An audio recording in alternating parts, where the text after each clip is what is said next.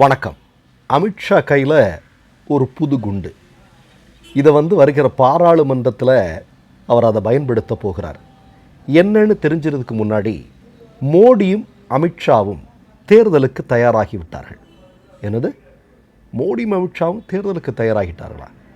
தேர்தலுக்கு தான் இன்னும் எத்தனை வருடங்கள் இருக்குது? இன்னும் 3 வருடங்களுக்கு மேல் இருக்கிறது. அதுக்கு முன்னாடி என்னப்பா தேர்தலை பற்றி பேசுகிற அப்படின்னு கேட்கலாம். இல்லை, தேர்தல் வெகு விரைவில் இந்தியாவில் வரப்போகிறது. இன்னும் 2 வருடங்களில் இந்தியாவில் பாராளுமன்ற தேர்தலும் சட்டமன்ற தேர்தலும் சேர்ந்து வரவிருக்கிறது. அதற்காகத்தான் நான் சொன்னேன் இல்லையா, அமித்ஷா ஒரு புது குண்டு வீச போகிறாருன்னு. இந்த வருகிற பாராளுமன்ற கூட்டத்தொடரில் தொகுதி மறுசீரமைப்பு என்கிற பெயரில் தென்னிந்தியாவினுடைய மக்கள் பிரதிநிதித்துவத்தை குறைத்து தொடர்ந்து தாங்கள் வெற்றி பெறுவதற்காக கொண்டு வந்திருக்கக்கூடிய அந்த திட்டத்தை சட்டமாக்குவதற்கான எல்லா வேலைகளையும் செய்து முடித்து விட்டார் அமித்ஷா அப்படிங்கிறதா இன்றைக்கு வந்து கொண்டிருக்கக்கூடிய செய்தி. அது மட்டுமல்ல, FCRA உங்களுக்கு தெரியும், ஏற்கனவே அதை செயல்படுத்த வேண்டியது. ஆனால் கேரளாவில் சட்டமன்ற தேர்தல் நடக்கிறதுனால கிறிஸ்தவ மக்களுடைய வாக்குகள் தங்களுக்கு கிடைக்காமல் போய்விடும் என்கிற அச்சத்தின் மூலமாக மோடியும் அமித்ஷாவும் அதை தள்ளி வைத்தார்கள்.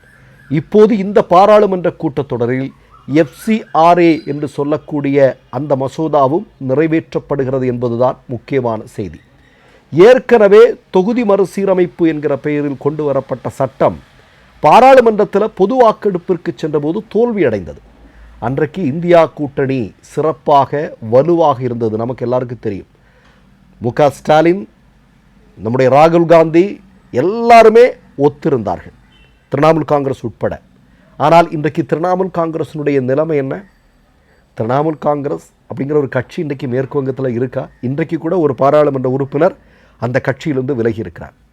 அதே மாதிரி உங்களுக்கு நன்றாக தெரியும், மகாராஷ்டிராவில் இருக்கக்கூடிய உத்தவ் தாக்கரேவினுடைய சிவசேனா, அதில் இருந்த எம்பிக்களுடைய நிலைமை.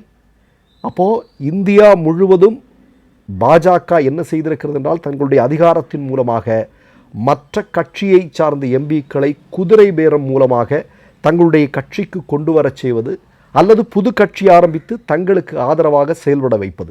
அதில் 100% மோடியும் அமித்ஷாவும் வெற்றி பெற்று விட்டார்கள்.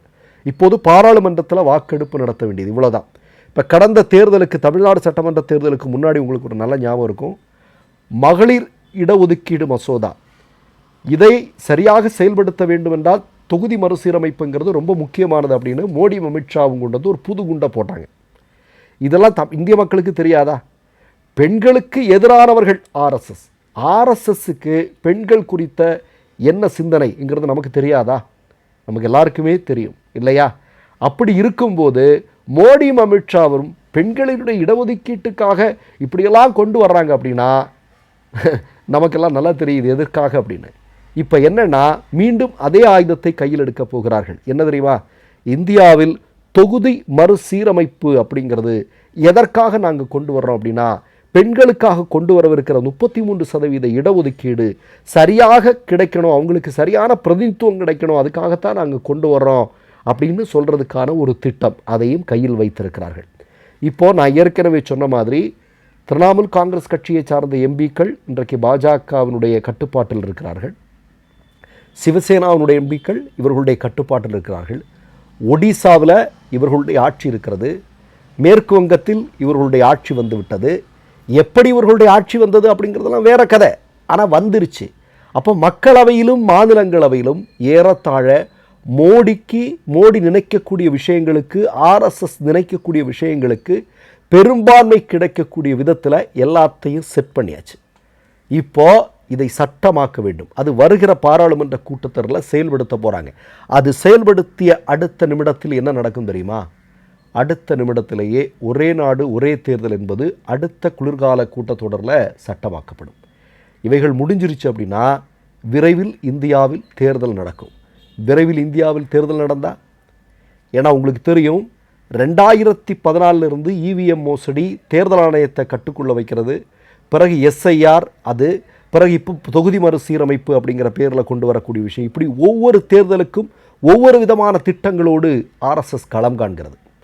அதுதான் அவர்களுடைய வெற்றிக்கு காரணம். மக்கள் ஆதரவு இருக்கிறதா என்றால் இல்லை. இப்போ நான் என்ன கேட்குறேன், பாராளுமன்ற கூட்டத்தொடர் நடக்கும்போது நிச்சயமாக இந்தியா கூட்டணியை சார்ந்தவர்கள் என்ன செய்வார்கள்? இப்போ ராமர் கோயில் கொள்ளை மோடியால் பேச முடியுமா? அமித்ஷாவால் பேச முடியுமா? இந்த நொடி வரையிலும் வாயை திறந்து பேசலை இல்லையா? அயோத்தி ராமர் கோயிலை வைத்து ஆட்சி பொறுப்பிற்கு வந்தவர்கள் இன்னமும் அதை வைத்து அரசியல் நடத்தி கொண்டிருப்பார்கள். அந்த கோயிலை RSS சங்க பரிவார கும்பல் முழுமையாக கொள்ளையடித்திருக்கிறார்கள். இது குறித்து இந்தியா கூட்டணியின் சார்பில் இருக்கக்கூடியவர்கள் கேட்டால் வாய் திறந்து பேச முடியுமா? பேச முடியுமா? முடியாது. ஒன்று, நீட்டில் நடந்துட்டு இருக்கிறது என்ன? மோடியினுடைய புதிய கல்விக் கொள்கையில் நடந்துட்டு இருக்கிறது என்ன? இந்த காக்ரோச் ஜனதா பார்ட்டி சோனம் வாங்சுக் அவருடைய உடல் கோர்ட்டே சொல்லிருச்சு, உடனடியாக பேச்சுவார்த்தை நடத்துங்க, அவருடைய உடல் ரொம்ப ரொம்ப பிரச்சனையாக போயிட்டுருக்கு அப்படின்னு சொல்லியிருக்கிறாங்க. ஆனால் ஒரு வார்த்தை கூட மோடி பேச தயாராகவில்லை, பேச்சுவார்த்தை நடத்துவதற்கு கூட தயாராக இல்லை. கொஞ்சம் யோசிச்சு பாருங்க நீங்கள். அப்போது ஒட்டுமொத்தமாக இந்தியா இன்றைக்கு மிகப்பெரிய அளவில் சிக்கலான ஒரு சூழல் இருக்குது. அதனால் பாராளுமன்றத்தில் ஒரு வார்த்தை கூட மோடி அமித்ஷாவால் உட்கார்ந்து பேச முடியாது. அப்படி இருக்கும்போது நீங்கள் பேசுகிறா என்ன பேசலைன்னு அதை பற்றியெல்லாம் கவலை இல்லை. நாங்கள் பாராளுமன்றத்துக்கு வர்றது அப்படிங்கிறதே எங்கள் ஆட்சி நிரந்தரமாக இந்தியாவில் இருக்க வேண்டும், RSS ஆட்சி வரணும், இந்திய அரசமைப்பு சட்டம் அப்படிங்கிறது நமக்கு எப்படி இவங்க இந்த மாதிரி பண்ணிகிட்டு இருக்கிறாங்க அப்படிங்கிறது தான் நமக்கு தெரியும். அதெல்லாம் இல்லாமலாக்கிவிட்டு RSSனுடைய சித்தாந்தத்தின்படி ஆட்சி அதிகாரத்தில் இருக்க வேண்டும், நிரந்தரமாக RSS ஆட்சி பொறுப்பில் இருக்க வேண்டும். இவர்கள் நினைக்கக்கூடிய ஆரிய பார்ப்பனிய ராஷ்டிரம் இருக்கிறதோ அதை உருவாக்க வேண்டும். அதை விட்டா சிக்கலாயிரும். இதுதான் சரியான நேரம் அப்படிங்கிறத பயன்படுத்துவதற்கு மோடியும் அமித்ஷாவும் தயாராகி விட்டார்கள் அப்படிங்கிறதா உண்மை. இப்போ நம்ம என்ன பண்ண போகிறோம்? வலுவாக இருந்த இந்தியா கூட்டணியும் இன்றைக்கி பலவீனம் இழந்துருச்சு இல்லையா? இன்றைக்கி ராகுல் எடுத்திருக்கக்கூடிய முடிவு, திமுக கூட்டணியில் வெளியேறியிருப்ப முடிவு இன்றைக்கி அது நிச்சயமாக பாதிப்பை உருவாக்கும். ஆனாலும் திராவிட முன்னேற்றக் கழகம் உறுதியாக இதை எதிர்க்கும், அதில் சந்தேகம் இல்லை.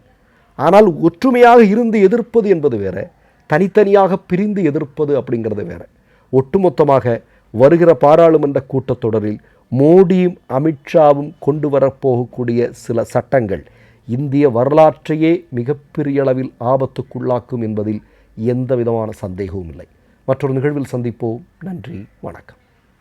3 யூடியூப் சேனல்கள் வியாபாரத்திற்கு இருக்கிறது. தேவைப்படுபவர்கள் இந்த எண்ணுக்கு தொடர்பு கொள்ளுங்கள். மை நேம் இஸ் ரெட் சேனலை சப்ஸ்கிரைப் பண்ணிக்கோங்க. அதுக்கப்புறமா பக்கத்தில் இருக்கிற ஜாயின் பட்டனை கிளிக் பண்ணீங்கன்னா ஒரு நியூ பேஜ் ஒன்று ஓப்பன் ஆகும். அதுலேயும் ஜாயின் பட்டனே கிளிக் பண்ணிக்கோங்க. அதில் பார்த்தீங்கன்னா credit R debit card options இருக்கு. இதில் உங்களுக்கு விசா, மாஸ்டர் கார்டு, ரிப்பே அப்படின்னு 3 ஆப்ஷன்ஸ் கொடுத்துருக்காங்க. அதில் நீங்கள் எந்த கார்டு சூஸ் பண்ணுறீங்களோ அந்த கார்டோட நம்பர் என்டர் பண்ணிக்கோங்க. அப்புறமா கார்டோட வேலிடிட்டி மந்த் அண்ட் இயரை டைப் பண்ணிக்கோங்க. அடுத்தபடியா உங்க கார்டோட பின்னால CVC கோடுன்னு சொல்லிட்டு 3 நம்பர்ஸ் கொடுத்துருப்பாங்க. அந்த நம்பர் இதில் என்டர் பண்ணிக்கோங்க. அப்புறமா அட்ரஸ் அண்ட் இன்ஃபர்மேஷன் என்டர் பண்ணிட்டு பைங்கிற பட்டனை கிளிக் பண்ணிக்கோங்க. ஒருவேளை உங்க கார்டு நம்பர் இன்வாலிட்னு காமிச்சிச்சுன்னா உங்க கார்டுல இன்டர்நேஷனல் யூசேஜை எனேபிள் பண்ணுங்க.